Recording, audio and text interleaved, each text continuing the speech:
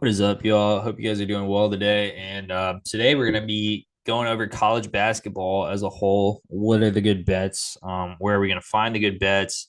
And it's going to be a full master guide of the college basketball for betting and finding the best bets, actually being able to profit with bets and finding good lines and stuff like that. So yeah, let's get into it. So first off, the main prop I'll be doing for college basketball are points, and then I do unders usually. Like I usually snipe the unders.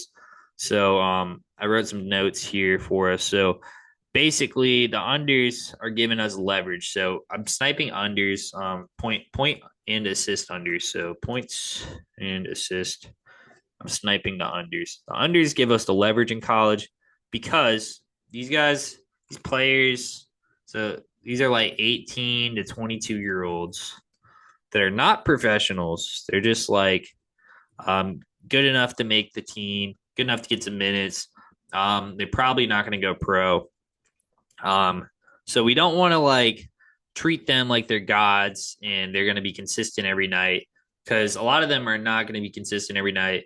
And unless they're getting consistent 35 to 40 minutes and they're consistently their go-to player, they're getting all the shots, then we really don't want to we don't really want to go overs unless they're a clear over and the line's just so low that we have a 2 point 3 point edge on the over, then we go over.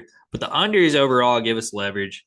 When they're playing away, the players are going to play way worse. You just got to think they're college stadiums with 20,000, 15 to 20K people for the big schools. And these kids are taunting the players when they're away. And then they're 20 years old. Like they're just taunting them while they're playing basketball away. They're not going to be doing well. If you notice, if you keep up with college basketball, the home team usually wins. Like the home team records are so much better than the away records. So with this in mind, college basketball, when they're playing away, they're not gonna be doing as well. They're gonna go unders a lot more. When they're playing at home, they're gonna be doing a lot better, and then they're gonna have a way better chance of winning. So that is something to keep in mind with college basketball. Playing away is a lot harder for them, and also you can't really trust these guys. They're 20 years old, so that's why we're sniping the unders. The unders give us leverage because it's green until they go over. I wrote that right here, green until they go over. So that's why we like the unders. So we want to find unders um with a two plus point edge, ideally. But with the lines being so low recently, it's hard to find good unders. So two plus point edge in either direction. So we don't necessarily have to do unders, but we like the unders more. So when I'm looking at 14 plus point lines. So 14 points or higher. And I'm going under on them. I just go under in a bunch of different teams and then one player per team. And then I'll go under on the 17 to 20 point lines mostly. And then I'll just put them in a parlay together.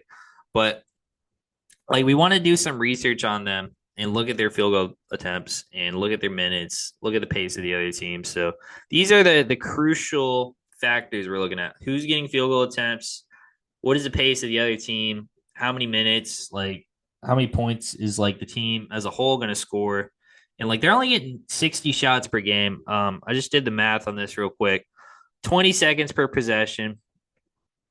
60 shots per half, so 30 shots per team.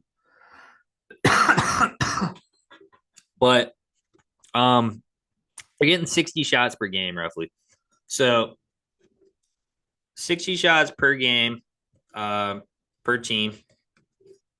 And who's getting these field goal attempts is the question. So if they're getting, or the way we're gonna do the points, so we'll go over points first. So points, just like the NBA, we're looking at free throw attempts plus the field goal attempts, and that's gonna be their projected points. So let's find an example here. Uh, so here's a normal under I would do. I would usually take Dixon under. So he's playing St. John's, so they're pretty good. Their defense is really good. They're not allowing many points. We love the under here, even though he's like 65%. Like we still love the under here because he's playing such a good team. That's a slow pace, and we can find their pace ranks like on the Score app. They don't have it online here on the website, but like on the app, it shows you the paces of each team. So you look at that before you're looking at the game and before you're looking at your picks. So we want to have the paces. So if the team's going to be a lower scoring team, so we look at this game. We try to find the over under. Let's see the score. So we try to find the over under and then kind of predict our score as such. Pretty simple stuff, but I want to show you guys how I would do it.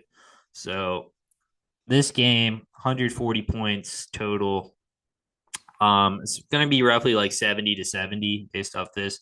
So like if it's going to be 70 to 70, they're going to get 70 points total.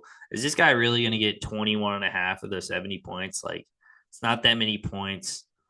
He's getting a lot of minutes. Like NBA, you can look at their like usage percentage, which is helpful. But we look at his field goal attempts. He's getting 17.1.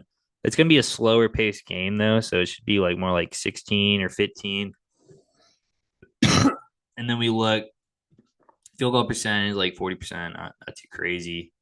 And then we look at his free throw attempts. So 5.2 free throw attempts. So we're projecting roughly like 15 field goal attempts and like 5 free throw attempts.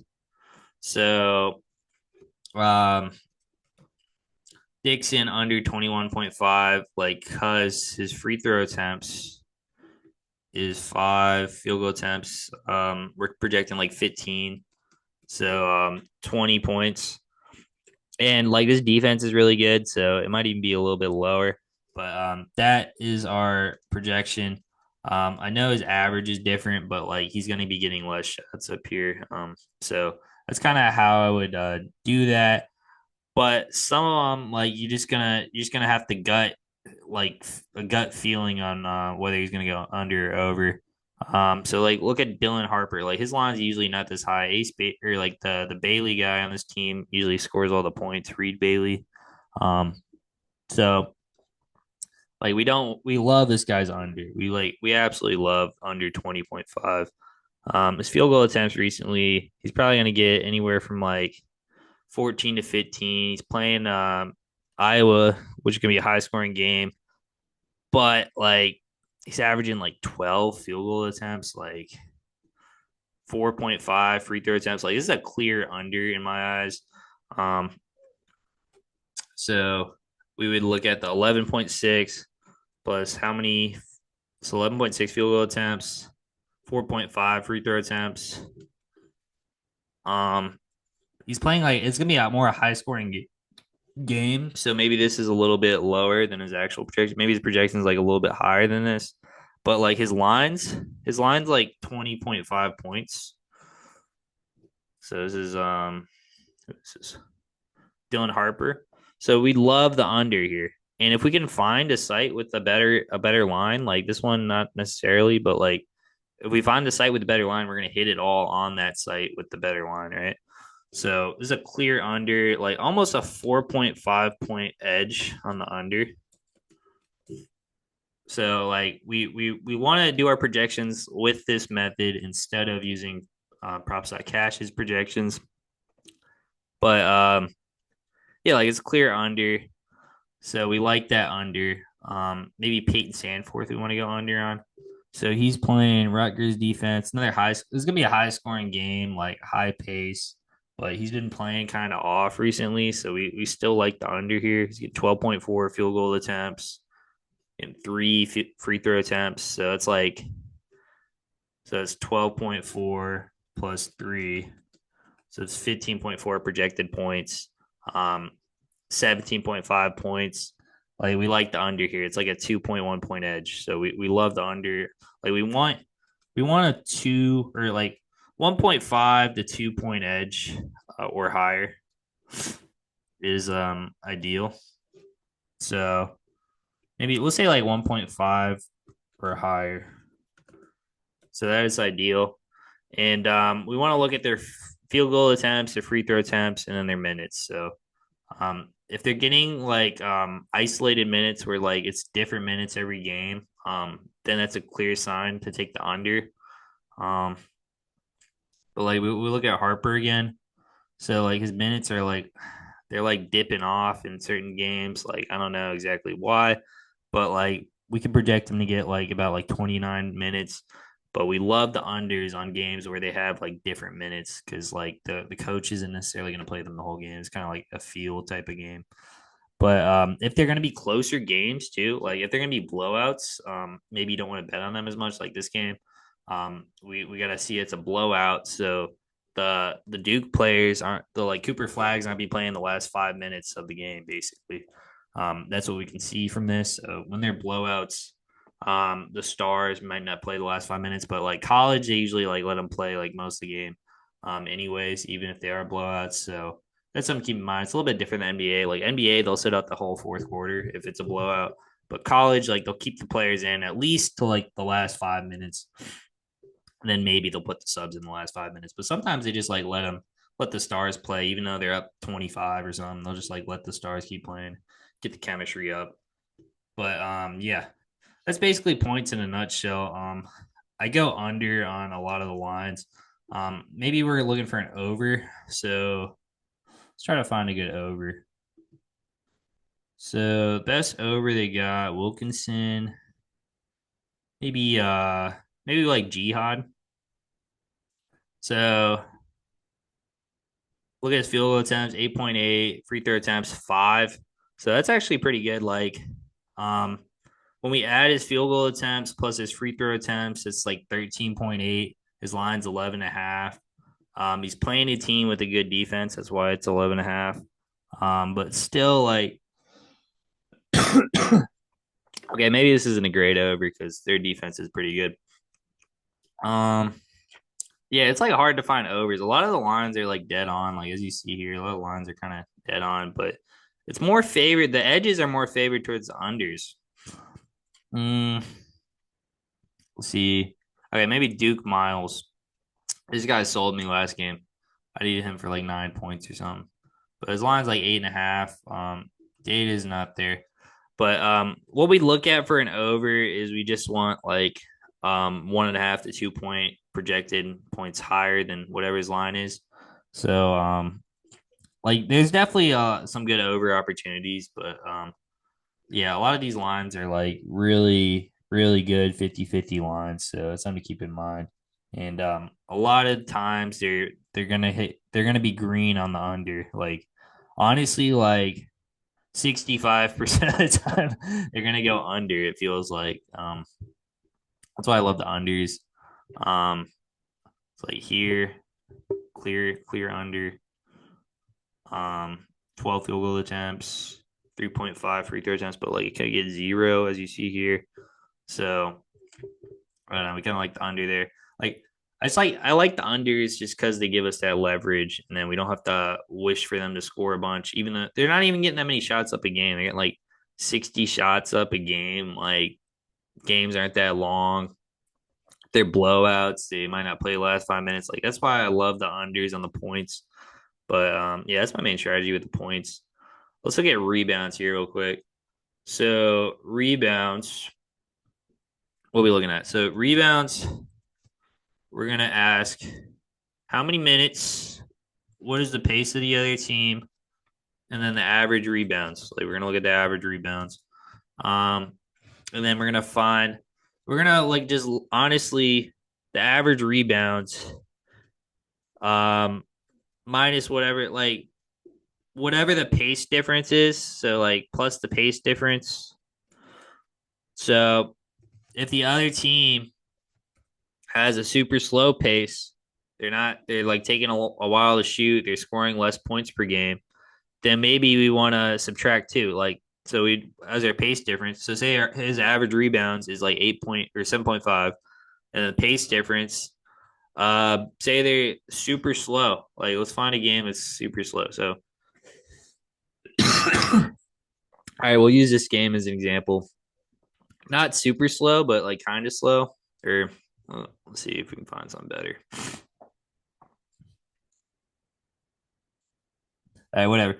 We'll use a South Carolina Ole Miss game. So SEC defenses are really good. SEC is like the best conference this year, low key. ACC might be getting taken over pretty soon. SEC is just going to dominate both sports, but these defenses are so good in the SEC that like we're going to assume it's going to be a pretty low scoring game. And with that in mind, for the rebounds, like they're going to be getting less rebounds. So like if it's like a 138 like points, like we want to subtract one because it's going to be a little bit lower scoring. Because 138 total points, like it's pretty low. But say the total points like 120. Say they're playing like a George Mason type of team, like they're super good defense, super slow pace. Total points 120. Then we got to subtract like two for the pace difference, right? And like this is going to be our projected rebounds, right? So projected rebounds. So yeah, we've got to subtract two for that. Like say the pace. So our pace difference gonna be of like the totals. So say we want a -1, -2, and then like 150. So this is kind of what we're gonna be using as our pace difference. So +2, +1, 0, and yeah, so on. So this is what you're gonna use as your pace difference, and then you look at their average rebounds, and then add the pace difference, and then that's their projected rebounds for this current game. And then we want an edge that is 1 or higher, so 1.0 or higher rebound edge. So let's try to find one. So maybe this guy Wilkinson over 1.5 rebounds. We'll just like let's just assume that this was like a -110 line, and we're gonna look at it. So rebounds. This guy's not a rebounder at all. He's like a shooting guard or like a point guard, but he only needs 1.5, and like he's hitting this line a lot. So we're gonna look at his average rebounds here. So his average rebounds 2.1, and then who's he playing against? He's playing against Duke, a lower scoring like or harder to score on team, hard to rebound on team. So maybe this isn't a great line to go over on because it's a hard to rebound team. Maybe Jalen Moore. This is probably a good over here. He's playing slower pace Missouri team. Like should be a somewhat high scoring game, like 152. So like this is a higher pace game, so it's honestly a good one to look at. So we're gonna have like a slight um pace difference edge. So like say his average. Let's see what his average is. Averaging 5.6. His minutes are consistent, so we can go over on someone with consistent minutes. We want to make sure they're having at least 27 minutes if we're going to go over on any of their stats. So that's something to keep in mind as well. Like they need like a good consistent minutes if we want to go over on them. And yeah, he's just not getting the rebounds recently, but like he's a star. Like he's probably going to get a bunch of rebounds. As you see, like he usually clears this line a bunch. Like this is a clear over in my eyes. We'll look at his average. His average is 5.6. So 5.6. Totals like 153 here. So like 152.5. So we'll add 0.25 for the difference. Then we got his projection right here, 5.85 rebounds. It's about what PropStat Cash had him projected at. So we got a 1.3 edge on this 4.5 line. So minus the 4.5 line, 1.35. So it's a clear over on the rebounds. That's basically how I do it. If we wanted to find an under, we can do that as well. So Pringle, this guy doesn't get like any consistent minutes. Like I don't know why his line's this high. but like he like sometimes gets like 20 minutes a game. So like when we're seeing like he's getting inconsistent minutes, that's a good sign for the under. He's playing Missouri, gonna be a slower paced game. Like we love the under here. Let's look at his average. So his average is 6.4, but this game is a slower paced game, and he's not getting consistent minutes either. So 6.4 minus the one because the totals 138.5. So another example for you guys. So 6.4 minus the one for the pace difference right here because it's a lower scoring game, slower paced game. 5.4 projected rebounds. His lines 6.5. So we have enough of an edge to hit him. Like we don't want to like spam this guy because he's got only a 1.1 rebound edge. But like we like the unders too. So like unders like we can hit a little harder than the overs just because it gives us more leverage, right? So this is a good under here. Pringle under 6.5 rebounds. And yeah, that's how we do rebounds. And let's look at assists real quick. So, like I said, I mainly bet points and assists, unders, high assist lines. I look for the unders, but I mean, you can also go over on assists. Like, there's some good value sometimes. Like, look at Sean Padula. So, this guy gets a ton of minutes. He's like a star player. He was on like Virginia, I think, or Virginia Tech or something before, but now he's on Mississippi. Getting a ton of minutes, ton of usage. Like, when they're getting this much minutes and they're a star player, like over on assists is not a horrible idea. So this over is looking pretty good. We'll look at his average real quick. 3.9. So we kind of want to do the same thing with assists. Like honestly, like the pace difference for assist is a little bit different. So let's get rid of this stuff. So okay, what are we looking for? Average assist, pace, and then how many minutes. So okay. So for the pace difference, let's just get rid of all this. So the pace difference here is going to be like half of what it was for the rebound. So we're just going to make it half of what it was because they're assists, they're harder to get. But yeah, we'll make it like that, and then we'll make our projections like that. So this guy average assist 3.9, and then his line is 2.5. Like we're just gonna assume this is like a normal line, but it's like obviously skewed for the over. But if we were assuming it's a normal line, like a minus 110, then we'd actually hit. So it's 3.9 average. It's a lower pace game. So like we subtract the 0.5 here. It's a lower pace game. So 3.4 projected. It's good enough to go on the over. It's like a 0.9 edge on the assist. So honestly, that's pretty good. Like assists, like we don't need that much of an edge on assists. Maybe like a 0.7 or higher either way is like a good enough edge to take the bet. So zero point 0.7 assist edge or higher, or you just say like one or higher.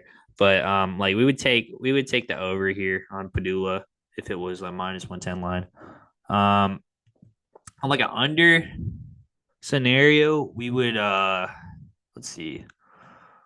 Let's look at Council. Yeah, let's look at Council. So 30% of the last ones, like this is a clear under, like just from the this bar chart here. And then we look at minutes. So he's playing a lot of minutes. He's a star player again. But his line's like super high. Like 5.5 assists, like 6 assists in college basketball is pretty hard to do. They don't score that much. They're only shooting 60 times. So like 6 assists is pretty difficult to do. They have to be like the starting like guard that's like handling the ball most of the time to even hit this. But that's probably what this guy is. He's playing a defense that isn't great, Rhode Island. Probably a higher paced game. So we'd want to look at the total. The total is probably pretty high for this game. Um, but still like the under is looking really juicy right here. Um, assist line is 4.3. Like we got like a 1.2 edge. and then like maybe the total's super high for this game or something. Let's try to find it. Okay. So here we go. This game total is probably like 150 or something. 144. Okay, so that's not terrible.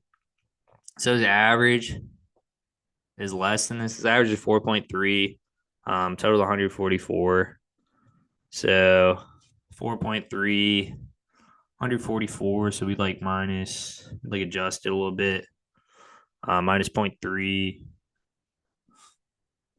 Yeah, so like this is a clear under here. So his projected assist is 4 assists. His line's 5.5. So we like the under there. But then again, the under is like favored like this. Like this is what I do for like a normal minus 110 line. I just look at the lines on Dabble or Bet 365 and just do them when they're like normal ones. Not like I would never hit like a minus 200. Like I don't hit minus 200s. I only hit like minus 110s, minus 115s, just like normal lines. But let's try to find another good example here for assist. But like yeah, I usually just look for like super high assist amounts and then I just go under on those lines. Um Restore and passes a bunch. Okay, this guy Hildreth, he just get under. He's like barely hits his line. This looks like a really good under. He is playing pretty good recently, but he is shooting a ton. So his average assist is 2.7. He's playing like an okay defense, like a normal paced game.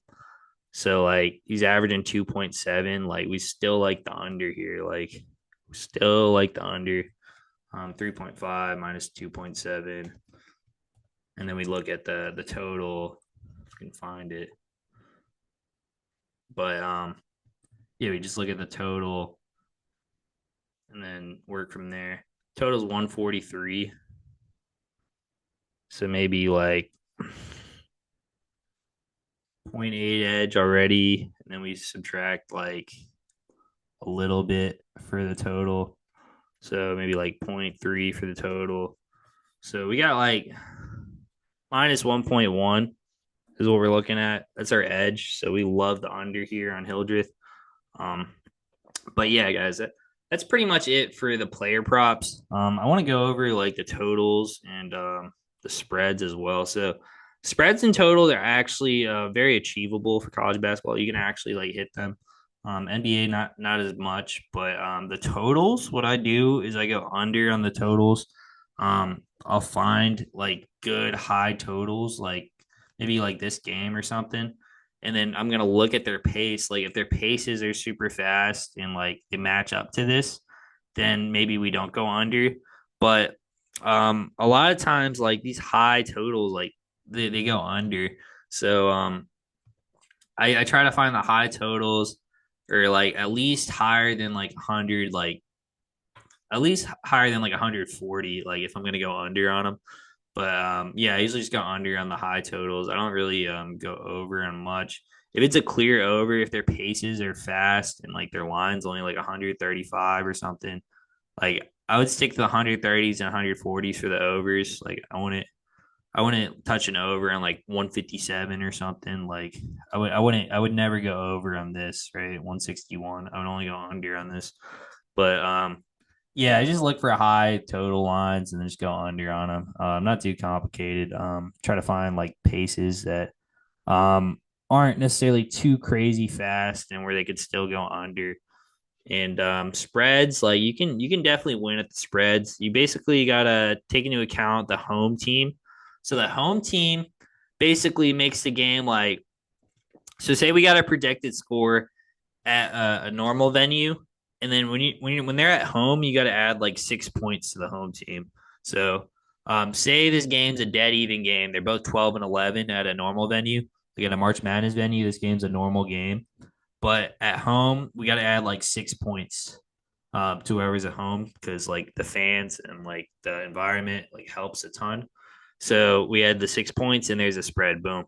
So that's like exactly like kind of how it is. Um, like this game, maybe it would be an even matchup, but Wake Forest is at home, so 6 points. This game, so like Stanford would probably win So even matchup, like even like venue.